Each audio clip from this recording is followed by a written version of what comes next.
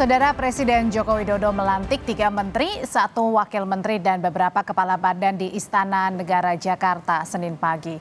Menteri yang baru dilantik adalah Menkumham, Menteri SDM, Menteri Investasi sekaligus Kepala BKPM, dan tambahan Wakil Menteri Kominfo. Saya bersumpah. Demi Allah saya bersumpah. Bahwa saya. Akan setia kepada. Sebagai Menteri Energi dan Sumber Daya Mineral. Presiden Joko Widodo melantik 3 menteri, 1 wakil menteri dan beberapa kepala badan di Istana Negara Jakarta Senin pagi.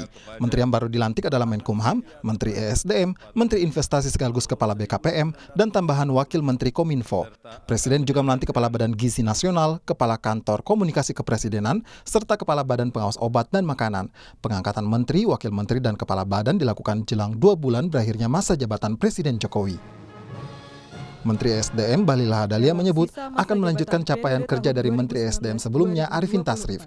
Meski hanya tersisa 2 bulan menjabat, Bahlil menyebut akan menyempurnakan kinerja Menteri SDM sebelumnya. Bahlil mengeklaim hubungannya dengan Arifin Tasrif akrab sehingga ia yakin transisi akan berjalan lancar. Bahlil menyebut punya gaya kepemimpinan tersendiri.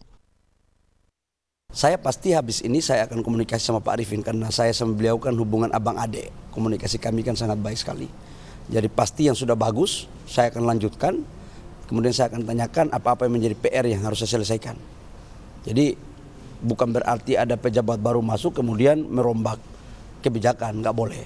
Yang sudah bagus kita lanjutkan. Saya yakin semua pasti punya strategi ya. Masing-masing mempunyai style kepemimpinan. Justru tantangan bagi kita lah dengan waktu yang ada kita harus mampu memberikan kontribusi kita yang terbaik kepada bangsa dan negara. Kata saya. Ketua DPP PDI Perjuangan Said Abdullah menyatakan reshuffle merupakan hak presiden meski kader PDIP hengkang dari kabinet Jokowi Ma'ruf. Namun PDIP memastikan akan mengawal pemerintahan hingga akhir pemerintahan Jokowi Ma'ruf.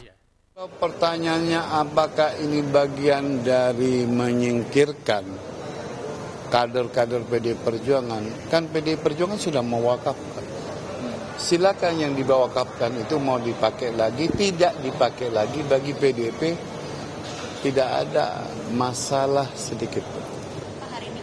Kalau mau, kami sebenarnya dengan hak prerogatif Ibu Ketua Umum, kan sejak awal sudah ditarik menteri-menteri itu. Tapi Ibu tidak melakukan itu. Karena apa? Ya Ibu Mega pun sebagai Ketua Umum yang diberi prerogatif tetap menjalankan amanah Kongres.